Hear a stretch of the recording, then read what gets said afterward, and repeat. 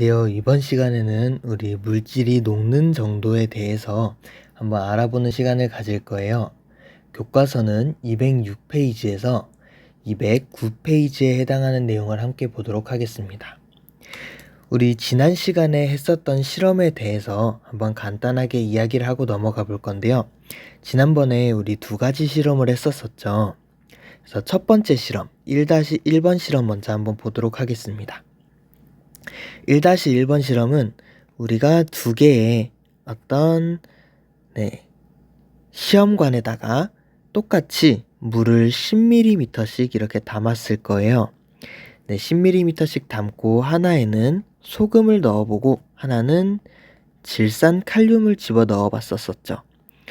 질산칼륨을 처음에는 1g씩, 그리고 그 다음 또 1g씩, 그리고 또 1g씩 점점점 이제 넣어보면서 어디까지 녹는지를 한번 실험을 해봤었어요.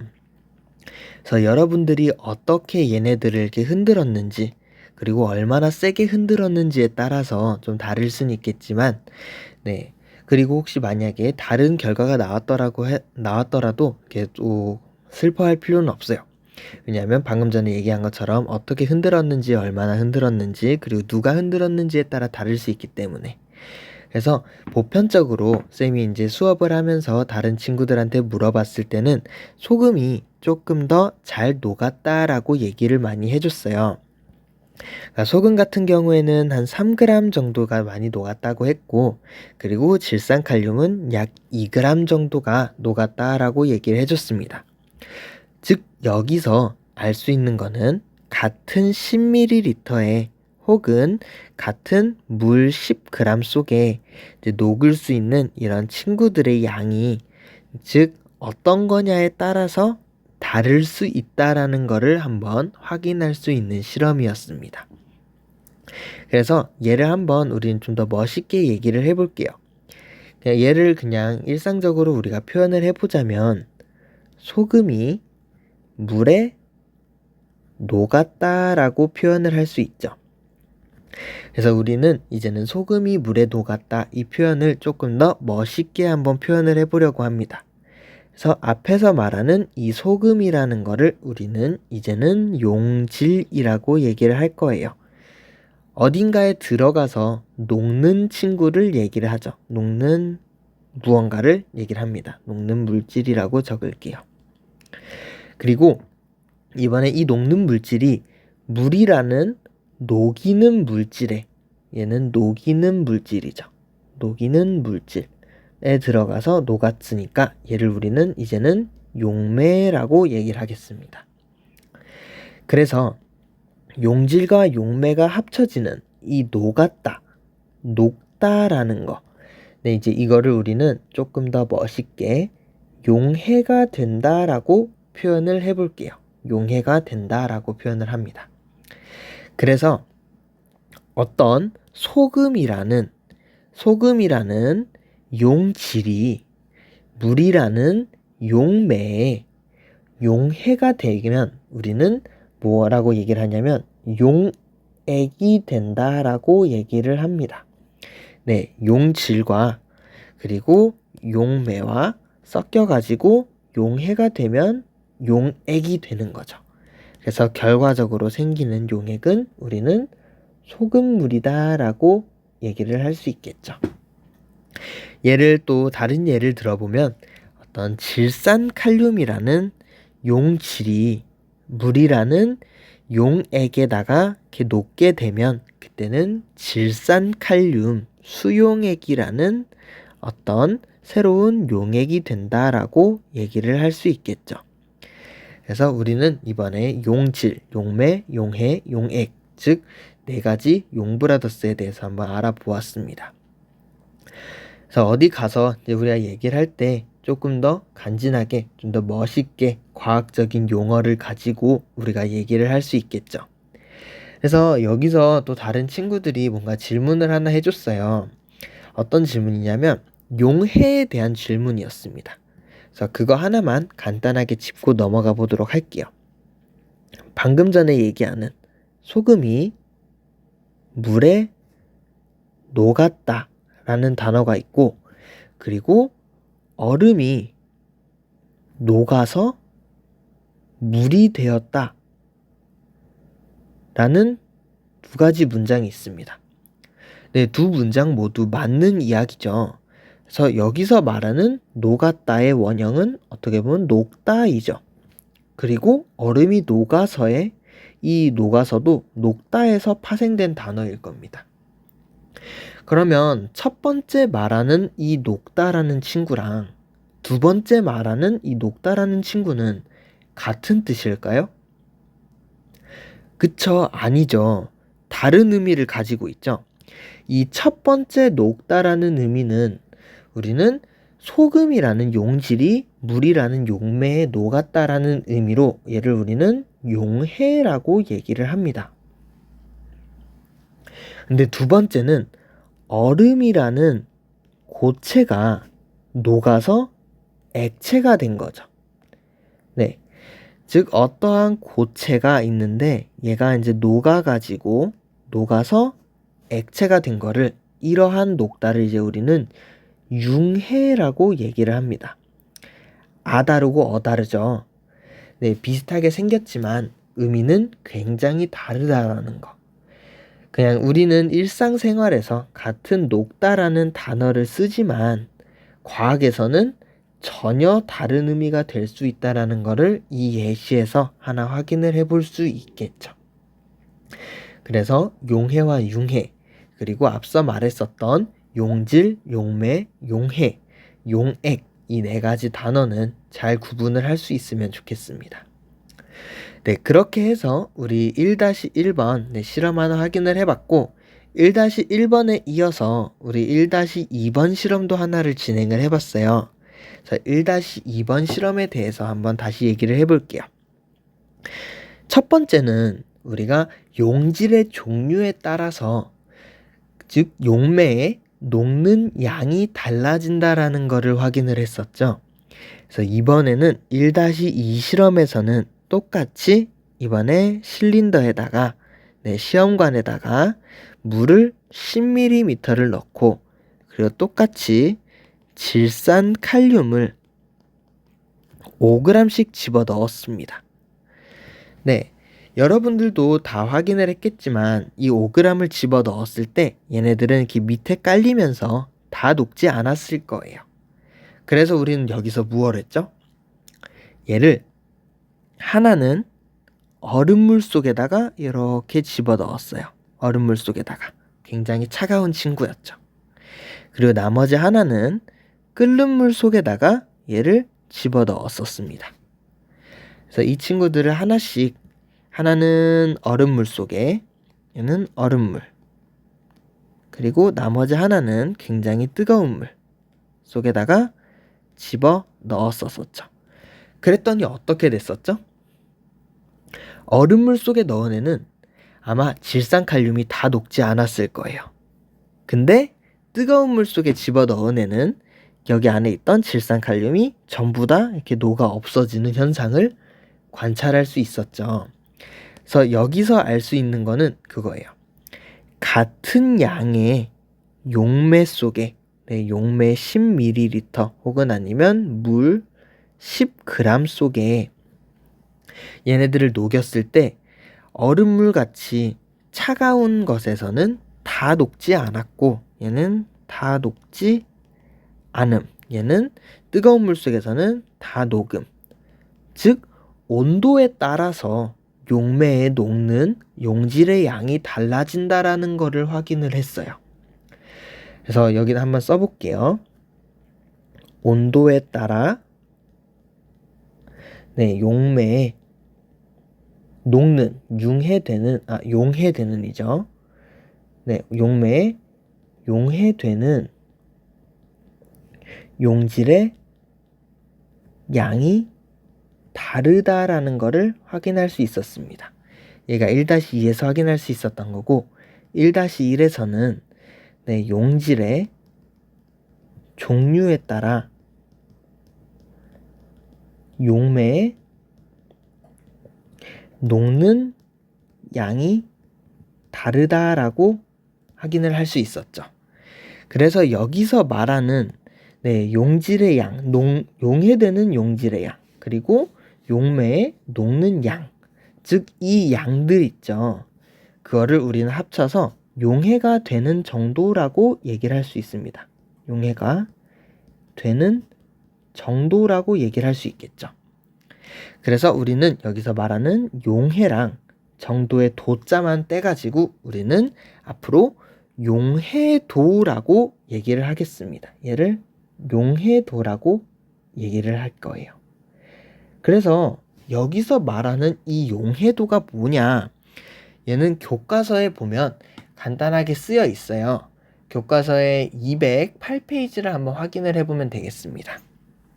그래서 용해도라는 걸 한번 간단하게 적어 볼게요. 용해도가 무엇이냐? 얘는 용매 100g 속에 용매 100g 속에 우리는 이 용매에다가 거의 물을 쓰겠죠. 그래서 그냥 물 100g이라고 생각을 해도 좋을 것 같네요. 네, 용매 100g 속에 녹을 수 있는, 즉 용해가 될 수 있는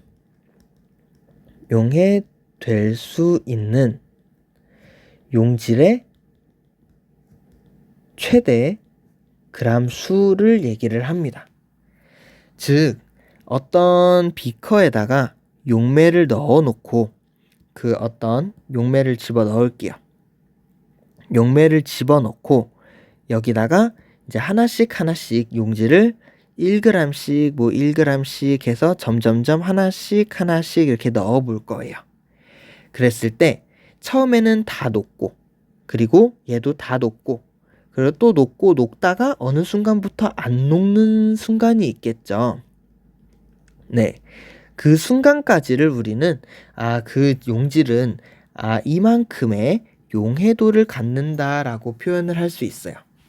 그래서 처음에도 녹음, 두 번째도 녹음, 그리고 세 번째도 녹음, 그러다가 어느 순간부터 안 녹음이 될 때까지, 네, 그 순간까지를 우리는 여기를 포화가 되지 않은 용액이라고 해서 불포화 용액이라고 얘기를 합니다. 즉 용매에 용질을 더 넣으면 더 녹을 수 있다라는 거죠. 네, 아직 배가 고픈 친구인 거예요. 조금 더 녹일 수 있다라고 생각을 하면 됩니다. 그러다가 아무리 넣어도 더 이상, 아무리 흔들어도, 아무리 정말 열과성을 다해서 섞어도 더 이상 녹지 않는 순간을 우리는 얘가 가득 찼다라고 해서 포화 용액이라고 얘기를 합니다. 우리가 1번 실험에서 했을 때 여기 물 10g에다가 혹은 한 10ml였죠. 네, 물 10ml에다가 질산칼륨을 처음에 1g을 넣었을 때는 다 녹았죠. 그래서 그때는 아직까지는 불포화 용액이었던 겁니다. 그래서 1g을 더 넣었는데 그때도 다 녹았어요. 그러면 그때는 아직도 불포화 용액인 거예요. 그래서 여기다 1g을 더 넣었는데 그때부터 조금씩 안 녹기 시작해요. 그럼 그 순간부터 우리는 포화 용액이다라고 얘기를 할 수 있어요. 그래서 남은 친구들은 뭐냐? 얘네들은 포화 용액이 되었을 때 더 이상 녹지 못하고 남아있는 잔여물이다라고 얘기를 할 수 있어요. 즉 포화 용액은 어느 한 순간에 어떤 한 포인트라고 생각을 하면 되겠네요. 네, 그렇게 해서 우리 용해도라는 개념과 포화 용액, 불포화 용액이라는 거를 확인을 해봤는데, 이 용해도라는 거를 여러 과학자들이 한번 1g씩 혹은 아니면 0.1g씩 넣어보고, 그리고 온도를 0.1도 해서 점점점 높여가면서 여러 가지 물질이 얼만큼 녹는지를 한번 확인을 해본 표가 있어요. 이거는 교과서에서 208페이지 한번 확인해 보면 되겠습니다. 네, 교과서 208페이지 보면 이러한 그래프가 하나 있을 거예요. 그래프를 간단하게 하나 그려볼게요. 여기에서 이 Y축에 해당하는 부분, 여기에는 뭐라고 쓰여 있죠? 맞아요. 용해도라고 쓰여 있을 거예요. 용해도라고 쓰여 있고, 단위는 그램 퍼 물 100g이라고 쓰여 있을 거예요. 이게 무슨 얘기냐면 물 100g 속에 용질이 최대로 몇 g까지 녹냐, 혹은 아니면 용질이 몇 g이 포함되어 있냐를 물어보는 겁니다. 즉 용해도의 개념과 상통하죠. 네. 그리고 이 오른쪽에 밑에 있는 X축에는 아마 온도라고 쓰여 있을 거예요. 즉 여기 0에서부터 이제 오른쪽으로 이렇게 쭉 갈수록 온도가 점점점 높아진다라는 얘기겠죠. 그래서 그래프가 몇 가지가 그려져 있을 텐데, 일단 첫 번째는 아마 우리가 실험을 했었던 질산칼륨이라는 친구가 이렇게 올라가 있을 거예요. 네, 질산칼륨이라는 친구도 있을 거고, 그리고 우리가 실험을 했었던 염화나트륨이라는 친구도 이렇게 있겠죠. 네, 염화나트륨. 우린 소금이라고도 많이 얘기를 하죠. 뭐 나머지 다 그리긴 좀 그러니까 질산나트륨까지만 한번 간단하게 그려보도록 하겠습니다. 질산나트륨은 여기서 이렇게 올라가겠죠. 얘를 질산나트륨이라고 할게요. 그럼 이 표를 보는 방법에 대해서 한번 간단하게 얘기를 해보면 조금 확대를 해보겠습니다. 네, 그 0도에서 이제 우리가 온도를 조금 올릴 거예요. 한 10도 정도를 온도를 올려볼게요. 10도 정도를 온도를 올리게 되면 여기가 10도 정도가 될 텐데, 그때는 질산칼륨을 기준으로 하나 보면 질산칼륨은 약 얼만큼 정도가 녹을 수 있을까요? 10도에서? 네, 한 20g 정도 녹을 수 있을 거예요. 그래서 이번에는 온도를 조금만 더 올려보도록 하겠습니다. 이건 지우고 온도를 조금만 더 올려볼게요. 온도를 한 10도 정도를 더 올려보겠습니다. 그러면 20도씨가 되고 질산칼륨은 그때 얼만큼 녹을 수 있냐면, 여러분들 교과서를 보면 20도일 때 한 32g 정도가 아마 녹을 수 있을 거예요. 32g 퍼 물 100g이 되겠죠. 네, 즉 온도가 이렇게 올라갈수록 그 물 100g 속에 녹을 수 있는 질산칼륨의 양이 약 12g 정도가 이렇게 늘어났어요. 이거를 보고 알 수 있는 거는 우리가 1-2번 실험에서도 알 수 있듯이 1-2 실험과 비슷하듯이 온도가 올라가게 되면 녹는 양이 많아진다라는 거를 확인할 수 있겠죠. 네, 그래서 이거를 보고 그렇게 알 수 있고, 그리고 이 위에 선 위에 있는 친구들이 이제 우리는 포화, 최대한 녹을 수 있는 양이다라고 얘기를 할 수 있어요. 그래서 우리 저번에 실험을 했을 때는 아마 온도가 한 15도 정도 되었을 거예요. 그래서 한 여기 15도면 그냥 이 정도라고 그냥 칠게요.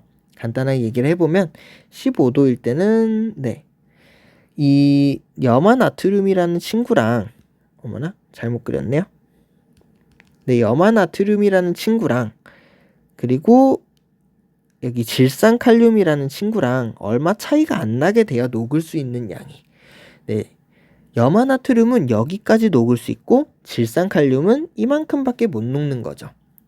네, 얼마 차이가 안 나서 아마 여러분들이 실험할 때 크게 차이가 나지 않았을 거다라고 생각이 들어요. 네, 조금 더 다른 것을 활용을 해서 했으면 좋았을 텐데, 다른 실험 도구들이 조금 위험할 수 있어서, 그래서 우리 주변에서 흔히 사용할 수 있는 염화나트륨을 사용했다는 점, 그냥 한번 확인해 볼 수 있으면 좋겠습니다. 네, 그래서 이 용질에 따라서도 같은 용매, 즉 물 100g 속에 녹을 수 있는 용질의 양이 정해져 있다라는 것도 이 그래프로 확인을 할 수 있겠네요. 네, 여기까지 해서 우리 고체의 용해도에 대해서 한번 같이 알아봤습니다. 그래서 이번 시간에는 고체의 용해도까지 한번 알아봤었고, 이어서 기체의 용해도도 한번 같이 보도록 할게요. 기체의 용해도도 한번 같이 실험을 통해서 여러분들이랑 확인을 해볼 수 있으면 좋겠지만, 다시 또 이렇게 코로나가 많이 퍼지는 바람에 온라인으로 이렇게 만나게 됐네요. 네, 기체 용해도 같은 경우에는 저기 오픈 채팅방에다가도 링크를 하나 걸어 둘게요. 쌤이 유튜브에서 링크 하나 찾아서 실험하는 거 하나 올려줄 건데, 그래도 일단은 먼저 얘기를 하나 하고 넘어가 보도록 하겠습니다. 우리가 사이다를 하나를 준비를 할 거예요. 사이다를 준비할 건데, 이 사이다라는 친구는 이렇게 페트병 속에 들어있죠. 네, 약간 어몽어스 같이 생기긴 했네요. 페트병 속에 이렇게 물이 있는데 거기에 탄산이라는 친구를 녹여 놓을 거예요. 네, 그냥 이산화탄소라고 얘기를 하겠습니다. 이산화탄소를 많이 녹여놨어요. 그래서 이것 때문에 우리는 톡 쏘는 맛을 느낄 수 있겠죠. 네, 그래서 이 친구를 한번 생각을 해볼 건데, 두 개의 시험관에다가 CO2를, 즉 사이다를 두 개를 부을게요.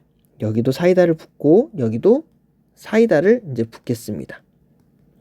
사이다를 여기랑 여기랑 이렇게 부을 거예요. 그랬을 때 기포가 조금씩 이렇게 발생할 수 있겠죠. 그쵸? 그래서 이제 기포가 다 생겼을 때 그때까지 조금만 기다렸다가 이번에는 얘네들을 하나는 얼음물 속에, 네, 굉장히 시원하겠죠. 네, 굉장히 시원한 물 속에다가 이제 하나를 집어 넣을 거고, 나머지 하나는 저번처럼 또 팔팔 끓는 물 속에다가 집어 넣을 거예요. 여기 하나랑 여기 하나 집어 넣을게요. 그 다음 넣은 다음에 여러분들이 두 개 중에서 1번 혹은 2번 중에서 하나를 꺼내서 잠깐 마실 수 있어요. 그럼 여러분들은 몇 번을 선택할 건가요?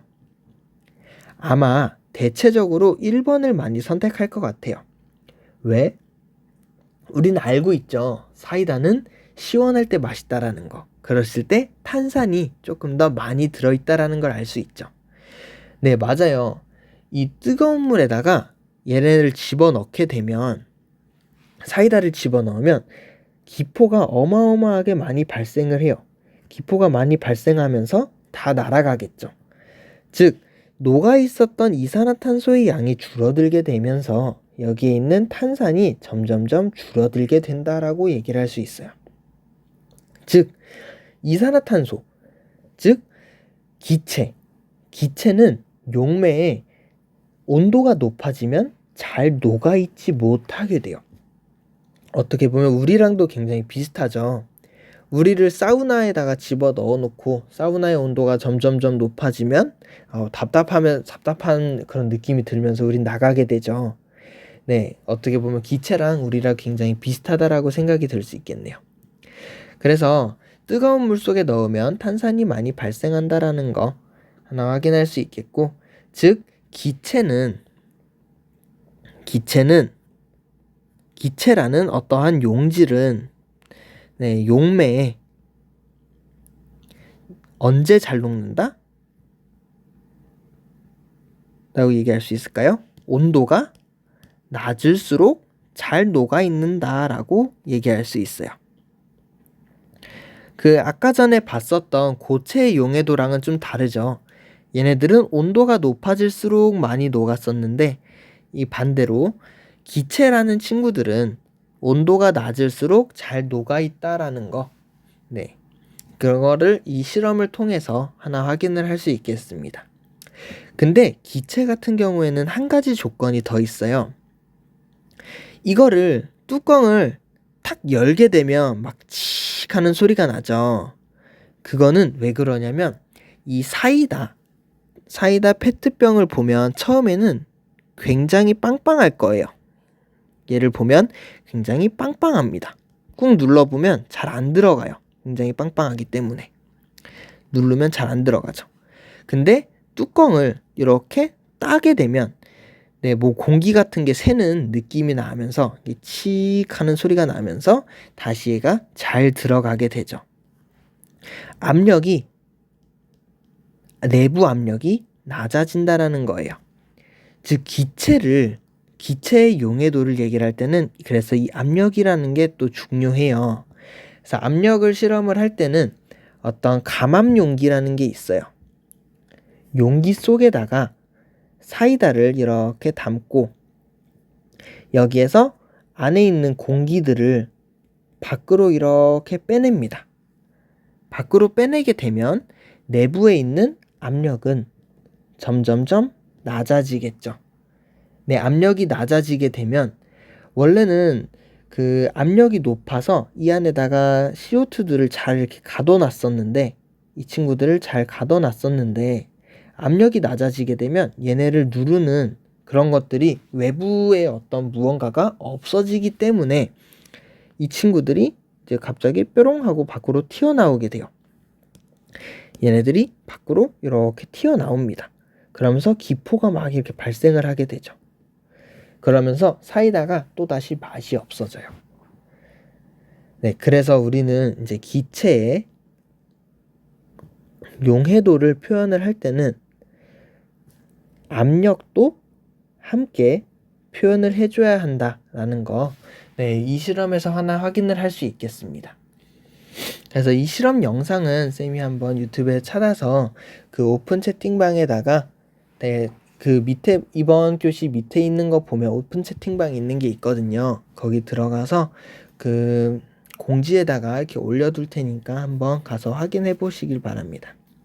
그래서 네, 수업 듣느라고 고생 많았고 혹시 또 질문할 사항 있으면 거기 오픈 채팅방에다가 질문을 해주면 좋겠습니다. 들어올 때는 학번이랑 이름 꼭 잘 적어서 들어왔으면 좋겠고, 네, 이번 주 쭉 잘 쉬시고 그리고 다음에 또 건강한 모습으로 같이 볼 수 있기를 바랄게요. 고생했어요.